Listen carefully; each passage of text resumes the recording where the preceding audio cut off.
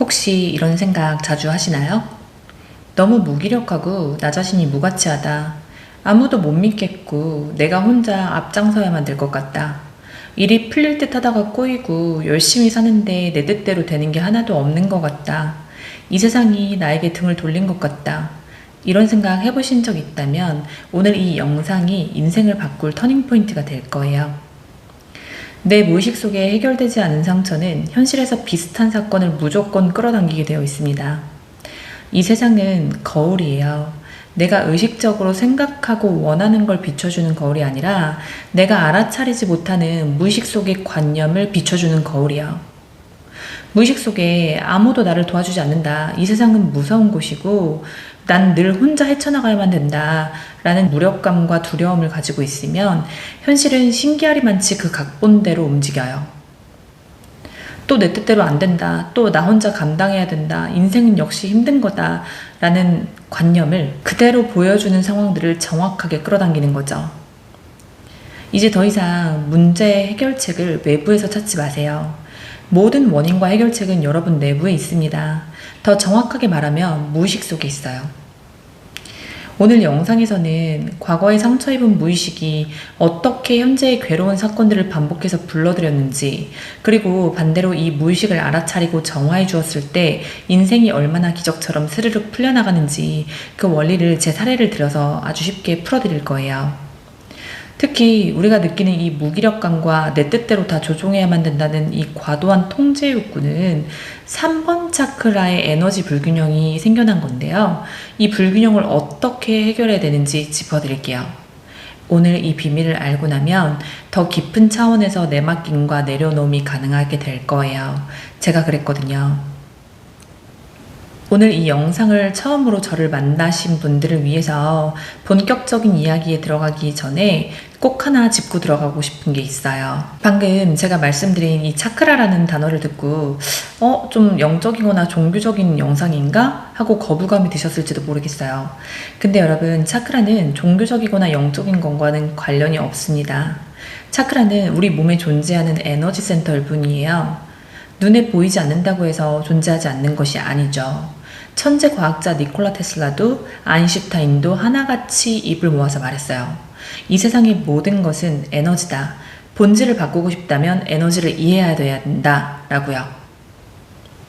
현재 양자 물리학에서도 증명하듯 우리 몸도 에너지고 우리를 둘러싼 외부의 모든 환경과 사건들도 저마다의 진동수를 가진 에너지입니다. 그리고 우리 몸 안에서 그 에너지가 가장 활발하게 흐르고 모이는 핵심 중심점들을 아주 오래전부터 차크라라고 불려왔을 뿐이에요. 서양의학에서 말하는 신경계의 중심과도 정확하게 일치하는 개념이에요. 그러니까 이 차크라라는 단어에 갇혀서 뭔가 비실용적이다, 신비주의다 라는 선입견을 잠깐 내려놔 주세요. 그래야 오늘 제가 들려드릴 여러분의 인생을 진짜로 바꿀 수도 있는 이야기가 비로소 마음에 와닿으실 거예요.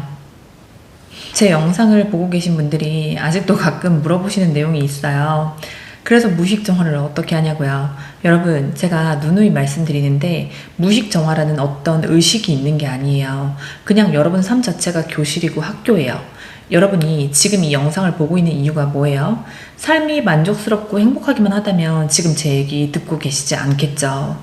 뭔가가 힘들고 바꿔보고 싶고 나도 행복해져 보고 싶기 때문에 이 영상 보고 계신 거잖아요.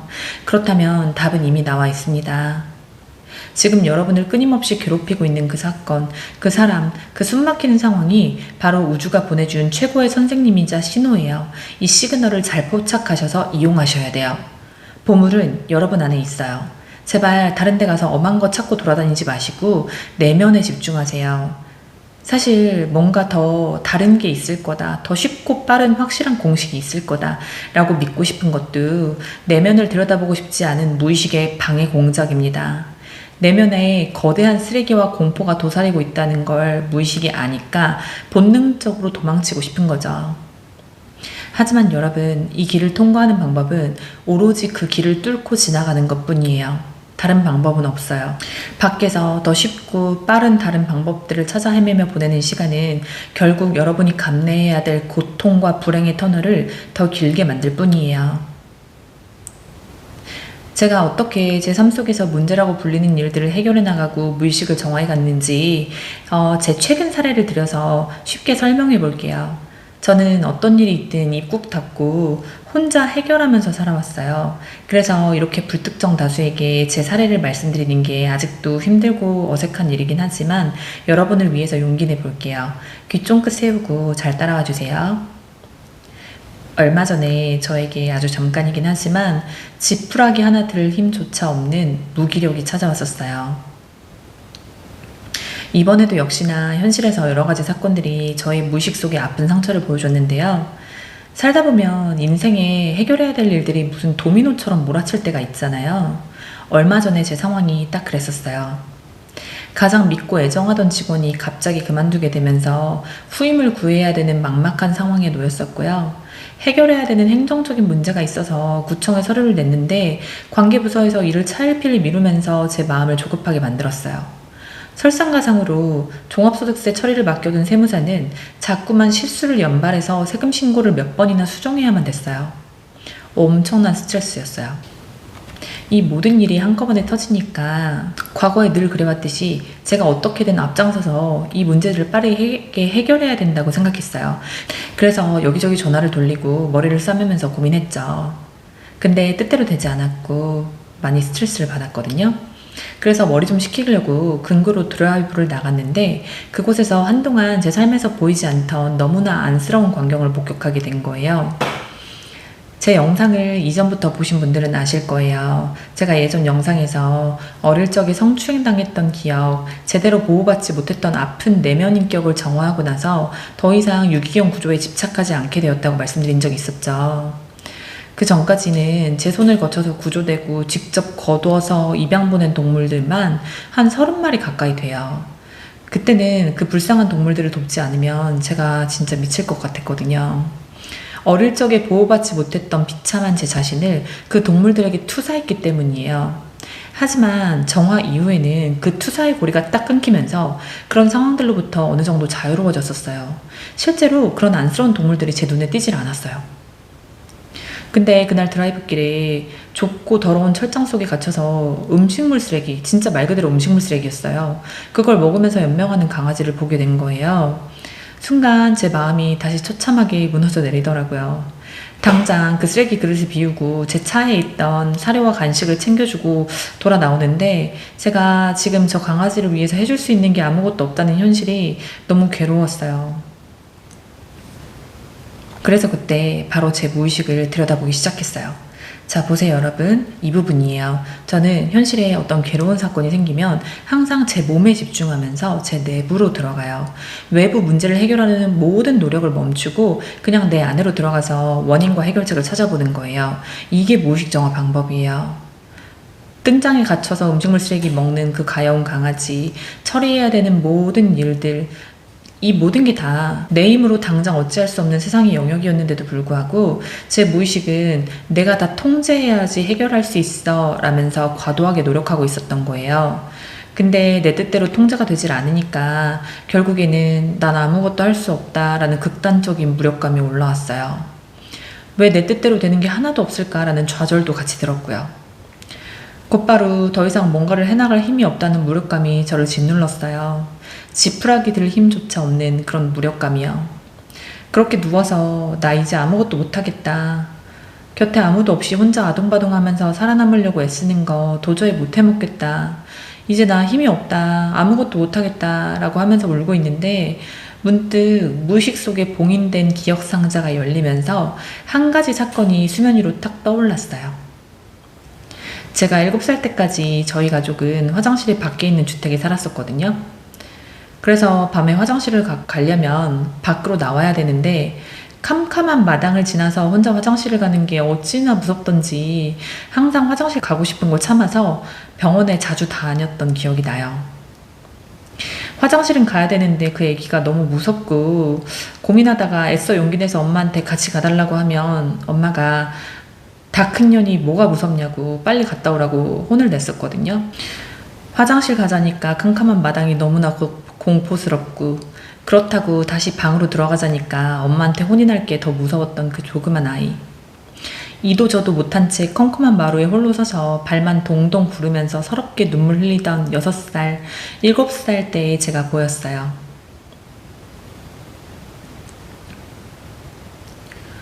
저희 부모님은 늘 저에게 다 큰 애가 왜 그러냐, 누나가 돼서 왜 그렇게 철이 없냐 라면서 언제나 어른스럽기를 강요하셨거든요. 그래서 저는 항상 어릴 때부터 제가 어른인 줄 알았어요. 원래 나는 누구에게도 의지하면 안 되는 존재인 줄 알았고 늘 성인인 것처럼 씩씩하게 혼자서 모든 걸 해결하면서 살아왔습니다. 근데 여러분, 제 조카가 지금 딱 7살이거든요. 그 조카를 가만히 바라보고 있으면 그냥 너무나 작고 여린 애기인 거예요. 그 시절의 나 역시 결코 다 자란 어른이 아니라 온전히 보호가 필요했던 너무나 나약한 아이였는데 그 나이 때에 받아야 될 보호를 받지 못한 거죠. 그 어린아이가 그 캄캄한 마루에서 느꼈을 공포와 무력감이 상상이 가시나요? 어린 시절에 안정적인 보호를 받지 못했던 경험으로 제 3번 차크라의 에너지가 완전히 왜곡되어 버린 거예요. 보호받지 못했던 그 아이는 생존을 위해서 무의식의 깊은 곳에 단단한 관념 하나를 새겼어요. 아무도 나를 돕지 않는다. 세상은 무서운 곳이고 내가 악착같이 버텨야만 살아남을 수 있다. 그렇게 만들어진 관념 때문에 성인이 된 지금까지도 일이 조금만 뜻대로 안 풀리면 내가 나서야 된다 라면서 상황을 과도하게 통제하려고 했던 거고요. 그 통제가 먹히지 않을 땐 7살 때 마루 위에서 느꼈던 그 무기력감을 느끼게 됐던 거예요. 이 메커니즘이 이해가 되실까요?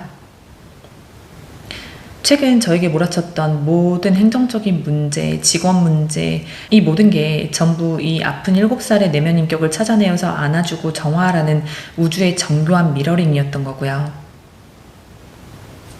어릴 적부터 지금까지 저에게는 정서적 울타리가 되어주거나 힘들 때 저를 진심으로 보호해주는 사람이 없었어요.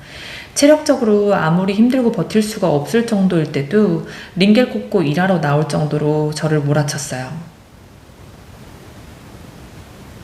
힘들면 좀 쉬고 아프면 아프다고 말할 수 있어야 되는데 어릴 때부터 참고 살던 게 습관이 됐던 거죠. 힘들면 뒤로 나자빠져서 나 못해먹겠다 하는 것도 사실은 믿을 구석이 조금이라도 있어야 하는 건데 저 같은 사람들은 내가 무너지면 내 뒤는 낭떠러지라는 걸 아니까 그냥 항상 버티면서 살아왔던 거죠. 이런 무의식을 가진 채로 연애를 하면 어떻게 될까요? 저는 제가 보호받지 못했던 그 결핍이 너무 커서 경제적인 조건도 뭐도 다 필요 없고 오로지 나를 보호해줄 수 있는 건강한 남성성이 있는 남자를 만나서 진짜 사랑의 의미를 경험해보고 싶다는 마음이 정말 컸었어요. 근데 아이러니하게도 항상 저의 감정을 회피하는 사람만 만나서 외로움을 직면하게 되더라고요. 꼭 어릴 때처럼 보호받고 싶은데 방치되는 상황, 내 감정을 이해받고 싶은데 거부당하는 상황만 겪게 됐어요. 무의식을 깊이 이해하고 좀 더 지혜로워진 지금 생각해보면 이런 상황은 사실 너무 당연해요. 제 무의식에는 이 세상에 나를 지켜줄 사람은 아무도 없다. 나는 결국 혼자다. 라는 깊은 무력감과 외로움이 가득하니까 그 관념을 비춰줄 방관자 같은 사람들만 끌어당겼던 거죠. 그래서 여러분 제발 가능하면 이 무의식 정화를 결혼 전에 하셨으면 좋겠어요. 여러분의 미래 배우자가 달라질 거예요. 이미 결혼을 하셨다면 아이가 좀 더 성장하기 전에 얼른 무의식 정화를 하셨으면 좋겠어요. 인간은 보이지 않는 무의식의 줄에 걸려서 행동하는 꼭두각시이기 때문에 내가 아무리 의식적으로 나는 좋은 부모가 되어야지, 행복한 가정을 꾸려야지 라고 노력을 해도 정화되지 않는 내 무의식적 상처를, 그 불행의 시나리오를 현실에서 그대로 재현해내고야 맙니다. 그러면서 내가 그토록 혐오하고 아파했던 그 부정적인 관념들을 아이들에게 고스란히 물려주게 되는 거죠. 이게 그 무서운 무의식의 카르마, 대물림입니다. 그런 면에서 저는 지금 제가 싱글이라는 사실이 차라리 너무 다행스러워요. 이 지독한 무의식의 대물림 고리를 제 대에서 끊고 싶거든요. 다시 이야기로 돌아가서 그 뜬장에 갇혀서 인간이 주는 쓰레기를 먹을 수밖에 없는 무력한 강아지의 처지가 지금 답답한 현실에서 내가 할 수 있는 게 아무것도 없다고 느끼는 저의 무력감을 건드렸고, 그리고 더 거슬러 올라가서 보호받지 못했던 어린 시절의 내면 인격을 만나게 한 방아쇠 역할을 한 거예요. 아무리 열심히 해도 상황이 흘러가질 않고 아무도 나를 도와주지 않는 것 같은 지금의 막막함이 어릴 적에 화장실 가기 무서워서 마루에서 울고 있던 그 아이의 마음과 똑같이 닮아 있었어요. 이렇게 상황이 내 마음대로 움직이지 않을 때 내가 여기서 할 수 있는 게 대체 뭐가 있나 라는 깊은 무기력에 빠지는 건 우리 몸의 중심인 이 3번 차크라가 왜곡되었을 때 나타나는 아주 전형적인 증상이에요. 어린 시절에 나를 지켜줘야 될 보호자가 적절한 울타리가 되어주지 못해서 극심한 외로움과 막막함을 겪고 나면 우리는 스스로를 지키기 위해서 이 3번 차크라를 비정상적으로 과활성화시키거나 아니면 비활성화시키게 돼요. 지금부터 이 3번 차크라가 과하게 활성화되거나 반대로 닫혀버렸을 때 나타나는 정서적, 신체적 증상들을 하나씩 읊어드릴 테니까 여러분은 지금 몇 개나 해당되는지 한번 체크하면서 들어보세요. 먼저 3번 차크라가 과활성화되었을 때 나타나는 증상부터 말씀드릴게요. 1번, 내가 통제하지 않으면 불안하다. 어떤 일이든 내가 직접 개입해야 직성이 풀린다. 2번, 끊임없이 주변인과 가족들, 그리고 상황을 내 뜻대로 통제하려고 든다. 내 마음대로 돌아가야만 마음이 편하다. 3번, 가족이나 연인에게 내가 원하는 가이드라인을 정해주거나 왜 그렇게 해? 라고 정답을 제시하려고 한다. 4번, 내 계획, 내 매뉴얼대로 흘러가지 않으면 불안감을 느낀다. 5번, 상황을 컨트롤할 수 있다는 느낌이 들어야 나는 안전하다고 생각한다.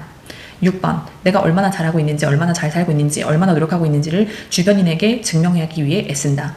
7번, 늘 스스로에게 엄격하면서 조금만 실수를 해도 내가 부족해서 이러니까 더 열심히 해야 돼 라는 완벽주의적 성향이 강하다. 8번, 도움을 요청하지 못한다. 나약한 모습을 드러내는 게 너무나 어색하고 수치스럽다. 9번, 슬프거나 힘들 때 감정 표현을 하지 못하고 대신에 화를 내게 된다. 10번, 주변에서는 나를 강하고 당당한 사람으로 보지만 정작 혼자 있을 때는 자주 울고 무너진다. 11번, 타인과의 다름을 인정하기보다 내 말과 내 생각이 맞다는 확신이 강하다. 12번, 지나간 일을 더 잘할 수 있었는데 이런 선택은 하지 말았어야 되는데 라는 후회를 자주 한다. 13번, 명치 끝이 자주 답답하고 소화불량 등의 위장장애가 있다. 자, 여기까지가 과활성화됐을 때 나타내는 증상이고요. 이제부터는 3번 차크라가 비활성화돼서 닫히고 억제되어 있을 때 나타내는 증상을 말씀드릴게요. 자, 1번, 거절에 대해 극심한 공포를 느낀다. 2번, 자존감이 약하고 타인의 비판이나 거절을 잘 견디지 못한다. 3번, 상대방이 조금만 뾰족하게 말해도 나를 공격한다고 느껴서 엄청난 두려움에 휩싸인다. 4번, 갈등이 생기면 문제를 해결하려고 하기보다 난 능력이 없다 라고 무력한 피해자의 포지션으로 숨어버리게 된다. 5번, 스스로 결정을 내리는 게 너무 힘들다. 그래서 늘 타인의 의견을 묻게 된다. 6번, 수동적이라는 얘기를 자주 듣게 된다. 7번, 위기 상황이 닥쳤을 때 이에 맞설 에너지가 없어서 회피나 도피 혹은 잠수를 타게 된다. 8번, 타인에게 미움받는 게 너무 두렵다. 9번, 갈등을 피하기 위해서 상대에게 맞추려고 한다. 10번, 갈등이 없는 평소에는 착하고 유순해 보이지만 갈등이 생기면 무책임할 정도로 도망가게 된다. 11번, 늘 에너지가 없고 피곤해하면서 매사에 의욕이 없고 다 귀찮다. 12번, 일을 생각만 하고 막상 추진하려고 하면 엄두가 나지 않는다. 시작을 잘 못한다. 13번, 위장장애가 있거나 소화가 잘 되지 않아서 자주 더부룩하다. 자, 여기까지 몇 개나 해당되세요? 많이 해당되면 해당될수록 3번 차크라의 에너지 불균형이 심하다는 증거예요. 결론적으로 간단히 말씀드리자면 이 3번 차크라가 과활성화되면 내가 모든 걸 다 쥐고 흔들어야 되고요. 반대로 비활성화되면 난 아무것도 못한다. 내 팔자가 그렇지 뭐 라는 처절한 무기력으로 나타나는 거예요. 신기하게도 이 두 가지는 동전의 앞뒷면과 같아서 한 사람에게서 번갈아 나타나기도 해요. 제가 항상 그랬어요. 또한 이 3번 차크라가 에너지의 불균형이 있으면 일이 잘 풀리는 듯 하다가 막히고 다 된 밥에 재 뿌리는 듯이 될 듯 하다가 고꾸라지는 현상이 자주 나타나요. 3번 차크라가 너무 과활성화돼서 내 힘과 내 노력으로 이 상황을 통제할 수 있다는 강박이 생기면 이 노력의 기저에는 어떤 생각이 있을까요? 내가 악착같이 열심히 하지 않으면 안 돼. 내가 개입하지 않으면 아무도 나를 안 도와줘 라는 결핍의 생각이 있죠. 우주는 내가 내보내는 주파수를 그대로 반영해주는 거울일 뿐이라고 여러 번 말씀드렸죠. 겉으로는 밤낮 없이 열심히 뛰어다녀도 무의식 깊은 곳에서 공포와 불안의 주파수를 내뿜어내고 있으니까 현실의 거울은 신기하게도 야, 네 말대로 인생은 자꾸 막히고 불안한 곳이야 를 증명해줄 돌발 사건들을 계속 배달을 해주는 거예요. 또 이 3번 차크라가 과활성화되어 있으면 가장 큰 문제점이 뭐냐면 내려놓음이나 내맡김을 전혀 못한다는 거예요. 일이 순리대로 풀리려면 내가 내 몫의 노력을 담백하게 하면 되는 거예요. 그리고 결과에 대해서는 우주의 흐름에 내맡겨야 되는 거고요. 근데 이 3번 차크라가 폭주하는 사람들은 결과까지 내 손아귀에 넣고 200%를 조종해야 직성이 풀리는 거예요. 그러니까 이 우주가 나를 도우려고 개입할 틈, 즉 행운이 끼어들 틈이 전혀 없는 거죠. 내가 너무 빽빽하게 줄을 당기고 있어서 이 줄이 툭 끊어져 버리는 거예요. 우주와 연결된 그 줄이요. 즉 될 듯 하다가 막판에 엎어지는 비극이 반복되는 겁니다. 그래서 이 3번 차크라가 과활성화되어 있는 사람들은 번아웃을 자주 겪어요. 강제로 힘을 다 빼서라도 그 억척스러운 통제를 내려놓게 만드는 이 우주의 강제 브레이크인 거죠.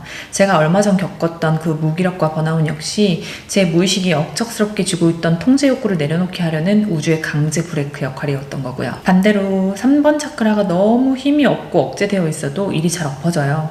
눈앞에 기회가 와도 그걸 내 걸로 만들 동력과 힘이 없어서 일이 고꾸라지는 겁니다.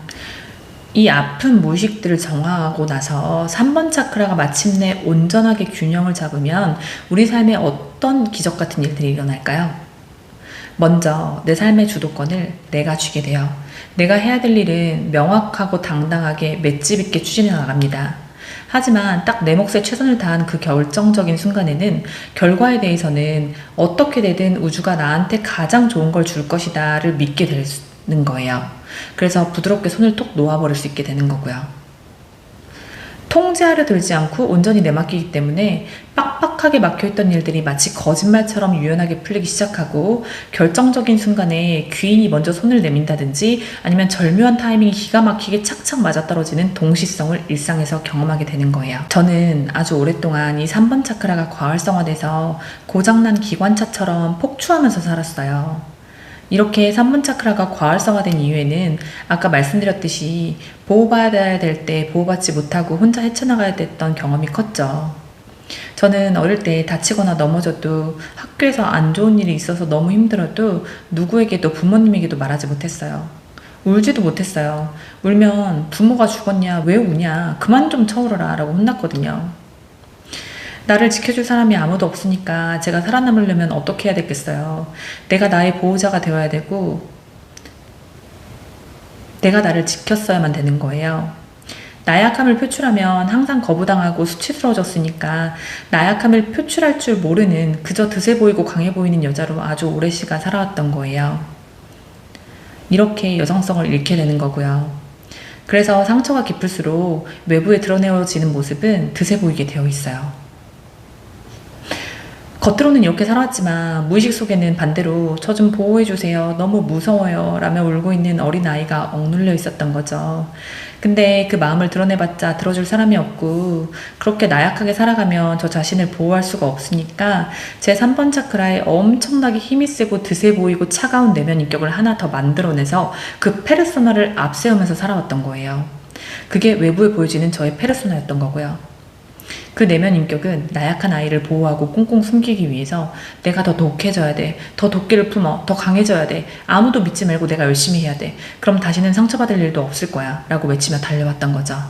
하지만 이 강력한 페르소나가 외부를 향해서 더 강한 척을 하면 할수록 내 안에 진짜 연약한 자아, 그 아픈 내면 인격은 더욱더 깊은 어둠 속으로 숨어버리게 돼요. 이렇게 내 안에 여러 인격이 분리되고 해리될 때 인간이 느끼는 정신적 고통이 더욱더 심해지는 거고요. 사실 우리가 살면서 느끼는 모든 지독한 감정적 고통의 본질적인 원인은 내면 인격들의 분리에 있습니다. 내 안에서 서로 다른 마음들이 전쟁을 벌이고 있으니까 괴로울 수밖에 없는 거죠.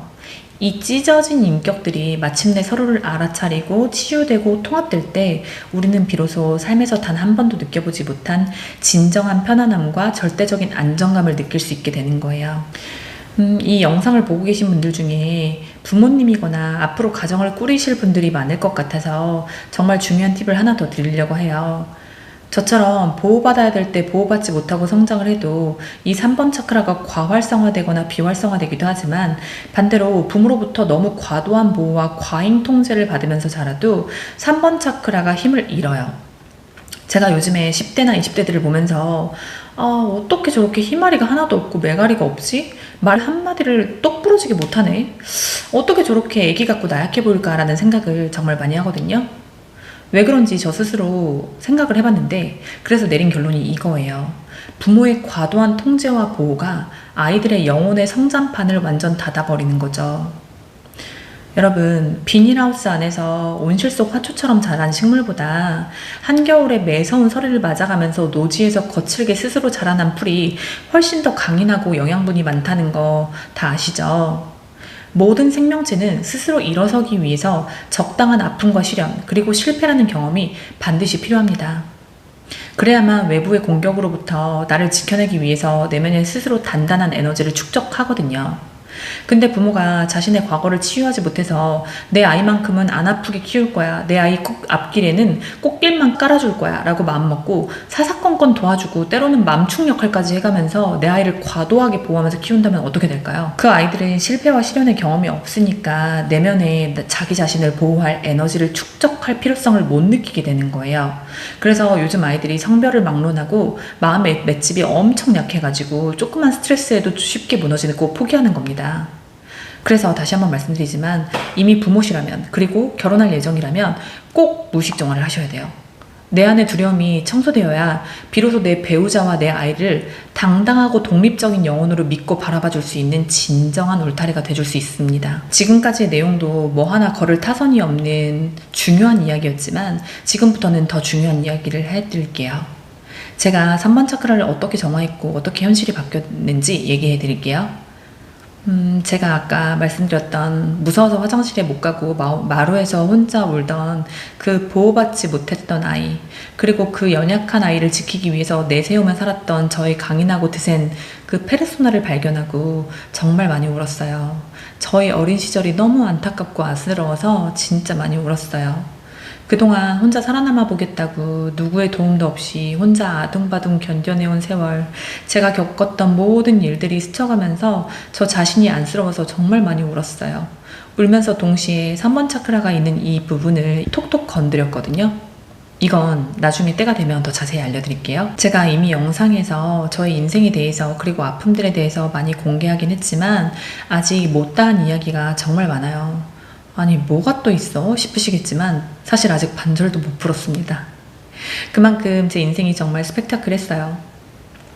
그래서 쌓아온 무의식의 깊이가 말도 못하게 깊었고요. 이번 생에 아주 진한 카르마 해소 타이밍을 맞고 있는 거예요, 제가. 그래서인지 정말 많은 분들이 제 목소리만 들어도 눈물이 난다, 치유되는 느낌이다, 지아님과 똑같은 유년 시절을 보냈다, 지아님 이야기가 너무 도움이 된다 라고 말씀해 주셔서 저도 더 깊은 이야기들을 좀 더 편한 마음으로 더 풀어내고 싶은데 이 유튜브라는 공간이 너무 공개된 공간이다 보니까 저도 모르게 자꾸 언어를 정제하게 되고 엄마에 대한 이야기나 저의 더 내밀한 깊은 속마음을 생략하게 되더라고요. 사실 저는 제 영상을 통해 더 많은 분들이 무의식의 중요성을 깨닫고 자신의 내면에 집중하는 삶을 살도록 인도하고 싶어요.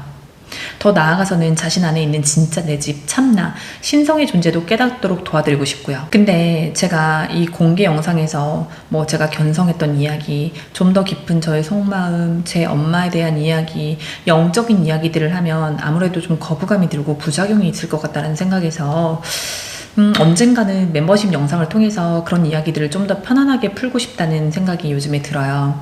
여러분 생각은 어떠신지 혹시 의견이 있으시면 댓글로 주세요. 그리고 몇몇 분들이 제 블로그가 검색이 안 된다고 하셔서 아래에 더보기란에 블로그 링크를 걸어둘 테니까 제 이야기가 글로 보고 싶으신 분들은 들어가셔서 보셔도 좋아요. 더불어서 어제 우연히 제 알고리즘에 나타난 영상 하나를 추천하고 싶어요. 이 영상을 저도 한 번밖에 못 봐서 자세히는 모르겠지만 이분이 의사이신 것 같은데 이분도 트라우마가 근막에 몸에 저장된다는 얘기를 하시더라고요. 아무래도 몸에 대한 전문 지식이 있으신 분이니까 몸으로 치유하는 것에 대해서 저보다 더 쉽고 잘 설명을 해주실 것 같아서 이분 영상 한번 보시는 거를 추천하고 싶어요. 제가 어제 우연히 발견한 이분의 영상 링크도 여기 더보기란에 같이 걸어둘게요. 자, 다시 돌아가서 제가 그 연약한 아이와 그 아이를 지키려는 강인한 페르소나를 만나고 정말 많이 울고 정화했을 때 어떤 일이 생겼는지 말씀드릴게요. 제가 이번에 3번 차크라를 제대로 정화하면서 제일 많이 했던 말이 뭐였냐면 이제 아무것도 못하겠다, 이제 난 힘이 없다, 될 대로 되라, 모르겠다, 나 너무 보호받고 싶다, 이거였거든요. 이렇게 하면서 저도 모르게 이 꽉 쥐고 있던 소나기의 힘이 서서히 풀리면서 내막힘이 더 깊어지더라고요. 이렇게 3번 차크라의 통제의 힘을 풀어주면 내막힘이 더 쉬워집니다. 그렇게 제 방 침대에서 누워서 한참을 울고 제 내면 아픈 아이를 다 안아주고 달래주자마자 갑자기 머릿속에 그동안 연락하던 부서 말고 전혀 다른 부서에 한 번 더 전화를 해보고 싶다라는 강렬한 충동이 드는 거예요. 그리고 믿기 힘든 일이 있었는데요. 지난 몇 주 동안 제가 아무리 구청을 닥달하고 사정해도 찾을 수 없다던 그 행정 서류가요. 제가 다른 부서에 전화 한 통 하자마자 그 자리에서 바로 찾아진 겁니다. 단 몇 분 만에 상황이 완전히 해결되어 버린 거예요. 진짜 신기하지 않나요, 여러분? 왜 내 안에 아픈 아이를 마주하고 정화하자마자 꽁꽁 막혀있던 현실이 이토록 빛의 속도로 풀려나간 걸까요? 모든 문제 해결책은 오로지 무의식이 쥐고 있기 때문이에요. 제가 다른 영상에서도 여러 번 설명해 드렸죠. 우리가 내 무의식을 정화한다는 건 단순히 나 혼자만의 영역을 바꾸는 게 아니다. 이 우주에 거대하게 구축되어 있는 클라우드 서버에 접속해서 나와 타인 그리고 외부 상황이 실시간으로 공유되고 있는 공유 문서의 내용을 수정하는 것과 같다. 라고 다른 영상에도 설명해 드렸는데 기억나시나요? 그동안 제 무의식은 세상에 나 혼자뿐이다. 나 홀로 악착같이 살아남아야 된다. 라는 서바이벌 모드로 세상을 살아왔잖아요. 근데 이 감정은 인간의 에너지를 엄청나게 좁은 울타리에 가두고 제한해 버리는 거예요. 제가 이 결핍의 주파수를 뿜어내고 있으니까 제 현실이라는 거울 속에 등장하는 사람들도 다 게으름 피우고 방관하고 이를 지체시키는 방식으로 제 무의식에 정확하게 응답했던 거죠. 거울이니까요. 여러분, 우리의 아바타인 이 에고와 현실에 등장하는 모든 타인의 에고는 결국 무의식이라는 보이지 않는 실에 묶여서 움직이는 꼭두각시가 맞습니다.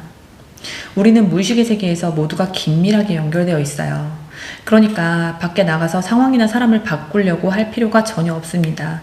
오직 내 감정만 들여다보고 나만 치유하면 끝나는 게임인 거예요. 제가 제 3번 차크라의 엉킨 실타래를 정화하자마자 제 무의식은 거대한 클라우드 서버에서 진짜 해결책을 쥔 사람과 연결될 수 있는 최적의 방법을, 최적의 경로를 저절로 찾아낸 겁니다. 제가 의식적으로 계산하기도 전에 무의식이 알아서 움직여준 거죠. 이처럼 내면의 엉킨 실타래가 풀리면 현실의 엉킨 실타래는 빛의 속도로 풀립니다. 지난 3주 동안 제가 관계부서를 찾아가서 아동바동하고 외부에서만 답을 찾으려고 했을 때는 미동도 없던 일이 내면의 상처를 들여다보자마자 허무할 정도로 쉽게 해결된 이유가 바로 이겁니다. 그동안 공무원들이 어영부영 핑계대면서 저를 돕지 않았던 그 답답한 상황은 사실 제가 어릴 때 무섭고 두려워도 그 어디에도 의지할 곳이 없었던 7살 마루이의 기억을 그대로 투사해서 보여준 현실이라는 스크린의 영화 장면이었던 겁니다. 제가 그 무의식적인 방치와 외로움의 패턴을 스스로 찾아가서 안아주고 달래주는 순간 현실의 방치라는 영화도 끝이 난 거죠. 이제 완벽하게 이해가 되실까요? 그리고 그 직원 채용 문제는 어떻게 됐는지 아세요?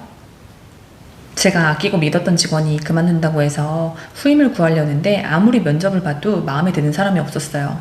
마음에 들었던 사람은 또 갑자기 출근을 못하겠다고 번복했고요. 그렇게 체념하고 나서 제가 제 무의식을 정화하자마자 한 지원자에게 연락이 먼저 왔어요. 지아님, 지난주에 통화로 면접 일정을 잡기로 했었는데 아직 연락을 주지 않으셔서요. 혹시 제가 누락된 게 아닌가 싶어서 연락드렸습니다. 라고요. 그러고 보니까 제가 그 한 분을 실수로 누락하고 면접을 봤더라고요. 그래서 별 기대 없이 그분을 면접 봤는데 생각보다 느낌이 좋아서 채용하게 됐어요. 이 모든 기적 같은 반전을 겪고 나서 제가 또 바로 깨달았잖아요. 아, 그동안 보이지 않는 힘이 이 모든 일이 풀리는 걸 가로막고 있었구나. 그게 바로 나의 무의식의 저항, 즉 아픈 상처들이었구나. 세상이 나를 억까하려고 하는 게 아니라 내 무의식의 아픈 상처들이 너무 많아서 이렇게 인생이 힘들었던 거구나를 다시 한번 또 뼈저리게 깨달았어요. 여러분도 좀 깨어나서 여러분의 삶을 관조해 보시면 제가 도달한 깨달음을 똑같이 경험하실 거라고 믿어요. 제가 외부의 모든 일을 혼자 해결하려고 애쓰던 동안에 제 무의식은 저에게 지아야, 지금 이 행정적 문제, 직원 채용 문제보다 더 시급한 건 마루에서 혼자 울고 있는 그 아이를 구하는 일이야 라고 저의 에너지를 꽉 붙잡고 일이 안 풀리도록 돕고 있었던 거죠. 그래야 제가 그 무의식을 들여다볼 테니까요. 이 메커니즘도 이해되시죠? 오늘 영상도 꼭 여러 번 돌려보셔야 돼요. 정말 여러분의 의식의 차원이 달라질 겁니다. 그동안 그 아이가 너무 무섭고 외로워서 저의 에너지를 묶어두고 있으니까 아무리 머리를 쓰고 닥달해도 해결책이 나오지 않았던 거예요. 제가 그 아이를 만나서 내가 지켜줄게 라고 아픔을 치유하는 순간에 제 무의식이 아, 이제 됐다. 문제를 해결할 에너지를 현실에 써도 되겠다 라면서 꽉 막힌 문을 열어준 거고요. 여러분, 이래도 무의식의 힘을 믿지 못하시겠나요? 제가 매번 영상마다 제가 어떤 무의식을 정화했고 어떻게 상황이 해결되어 나가는지 설명을 드리고 있잖아요. 사실 이 기적을 매번 삶에서 직접 체험하고 증명해내는 저조차도 가끔은 이 무의식과 현실의 연결고리가 너무나 비현실적이라고 느껴질 때가 많아요. 하지만 전 제가 구르면서 깨지면서 스스로를 치유하면서 증명해낸 것들만 여러분께 말씀드리고 있어요. 저는 제 영상을 통해서 이 보이지 않는 무의식이 한 인간의 인생 전체를 얼마나 막강하게 지배하고 있는지 그 강력한 영향력을 알려드리고 싶어요. 뜬구름 잡는 이야기가 아니라 이 무의식과 현실의 작동 원리를 여러분의 이성이 납득할 수 있도록 도와드리고 싶고요. 더 나아가서 인생을 괴롭히는 이 무의식의 알고리즘을 완벽하게 해킹해서 단 한 번도 살아보지 못한 편안하고 풍요로운 삶을 살아가는 방법까지 전부 다 떠먹여드리고 싶은 거예요. 너무 큰 욕심인가요?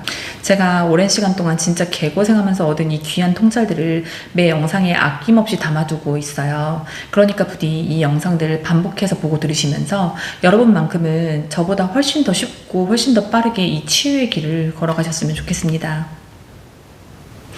사랑하는 여러분, 오늘 컴컴한 마루 위에서 혼자 발을 동동 구르면서 울고 있던 7살의 저의 이야기를 들으시면서 여러분 자신의 모습을 보셨을지도 모르겠습니다. 나 혼자 다 짊어져야 돼 라고 링거를 꽂아가면서 버티던 제 도끼 속에서 지금 여러분의 지친 모습을 발견하셨을 수도 있을 것 같고요. 여러분, 제 말 잘 들어주세요. 여러분의 모든 문제 그리고 마음의 고통을 구할 수 있는 해결책은 오로지 여러분 내부에 있어요. 그냥 올라오는 감정들을 통해서 내 아픈 기억과 무의식 정화만 하시면 돼요. 가끔 깨달으신 분들이 무아, 즉 내가 없다는 걸 깨달으면 정화하고 말 것도 없다 라고 하시는데 전 이게 무슨 말인지 알아요. 제가 견성체험, 참나체험을 여러 번 하면서 어떤 걸 깨달았냐면 완전 합일 상태에 있을 때는 저의 모든 과거와 아픔들이 그냥 내 것이 아닌 그냥 필름 속의 한 장면, 허상 정도로만 보여요. 그냥 환상통 같은 거죠. 그 모든 기억들에 어떠한 감정을 붙일 필요가 없다는 것도 그냥 알아져요. 나라는 정체성의 초점을 이 에고가 아니라 이 몸이 아니라 참나에 둔 상태, 즉 합일에 들어가면 사실 정하고 자시고 할 것도 없어요. 그런 기억을 겪은 내가 없는데 어떻게 그 기억이 슬프고 괴롭고 고통스럽겠나요? 그쵸? 그럼에도 불구하고 왜 우리는 정화를 해야 되냐? 왜 이 지아라는 사람이 자꾸 무의식 정화를 강조하냐? 정화를 하지 않으면 그 카르마 기억의 힘이 너무 강해서 이 에고와 내가 절대 분리가 되질 않아요. 내 안에 참나, 내 집이 있다는 게 희미하게도 절대 느껴지질 않아요. 나라는 정체성을 에고에만 두고 살기 때문이에요. 근데 이 정화를 통해서 기억을 옅게 만들고 에너지를 빼주면 그 내면 인격들과 내가 분리가 되면서 진짜 내가 누구인지 찾아지게 되는 거예요. 아, 이것도 진짜 어마어마한 통찰인데 저 진짜 설명 잘한 것 같은데 저 칭찬 좀 해주세요, 여러분. 그래서 결론은 우리는 보이지 않는 이 무의식의 힘을 믿어야 된다. 상황을 해결할 모든 에너지는 내 에고가 아니라 내 무의식이 쥐고 있다. 외부가 아니라 내면을 들여다볼 때 그 모든 해결책의 실마리가 보이기 시작한다. 외부 현실이 건드리는 내 아픔으로 들어가라. 그곳에 문제 해결책이 있다. 현실을 가로막는 모든 문제들, 그거 다 가짜다. 내 안의 상처를 보고 에너지를 바꾸면 가로막고 있던 세상이 1초 만에 길을 비켜준다. 그리고 결국 나를 구할 수 있는 것은 나뿐이다. 사랑하는 여러분, 지금부터 더 집중해서 들어주세요. 지금 현실에 어떤 문제가 있든, 원하는 게 안 돼서 괴롭든, 그냥 마음이 고통스럽든, 내가 좋아하는 사람이 날 봐주지 않아서 외롭든 뭐하든 여러분의 모든 문제의 원인은 하나로 귀결됩니다. 충분히 애도하지 않은 거요. 이 내용이 오늘 영상의 하이라이트니까 꼭 집중해서 들어주세요. 여러분의 모든 문제의 원인은 딱 하나예요. 여러분이 충분히 슬퍼해주지 못한 거예요. 충분히 애도하지 않은 거예요. 여러분이 지금까지 살아오면서 어떤 감정이 올라오든 허용하고 수용하고 그냥 흘려보냈다면 지금 고통스러울 일도 없습니다. 근데 우리는 그 괴로운 감정들을 어떻게 처리해야 될지 몰라서 억누르고 회피하면서만 살았어요. 너무 긴 시간 동안요. 그렇게 억누르고 회피한다고 해서 감정들이 없어지면 얼마나 좋을까요? 근데 내가 억누르고 회피한 모든 감정이 이 무의식에 차곡차곡 쌓여요. 이 억압된 감정들은 시도 때도 없이 풀려나려고 하면서 인생의 갖가지 문제들을 만들고 결국 더 괴로워져요. 악순환이죠. 그러니까 여러분 제발 그냥 괴로워하세요. 충분히 슬퍼하시고요. 많이 고통스러워하세요. 온갖 부정적 감정들에서 헤어나오려고 발버둥 치지 마시고 머리 쓰지 마시고 방법 찾지 마시고 그냥 그곳에 머무르세요. 안 죽어요. 알아요. 겪는 동안에는 너무나 고통스럽다는 걸 제가 누굴보다 잘 압니다. 그렇지만 제가 장담할게요. 죽진 않습니다. 그러니까 그냥 힘을 빼고 그 고통에 나를 내맡기세요. 여러분 안에 아직도 슬퍼하고 있는 그 기억들, 내면 인격들을 하나하나 어루만져 주세요. 그거면 돼요. 그게 다예요. 글로 써도 좋고 말로 내뱉어도 좋아요. 어떤 방식으로든 그냥 충분히 슬퍼하고 느껴주세요, 여러분. 이게 이번 영상의 과제예요. 머리 쓰지 말고 방법 생각하지 말고 언제 끝날지 궁금해하지 말고 그 부정성에서 헤어나오려 하지 말고 내가 유별난가 의심하지도 말고 그냥 충분히 슬퍼하고 애도하는 시간을 가져주세요. 그리고 많이 울기요. 그럼 제가 다음 영상 가지고 올 때까지 외부가 아니라 내면에 집중하는 하루 보내시고요. 우리는 다음 영상에서 만나요. 빠잉!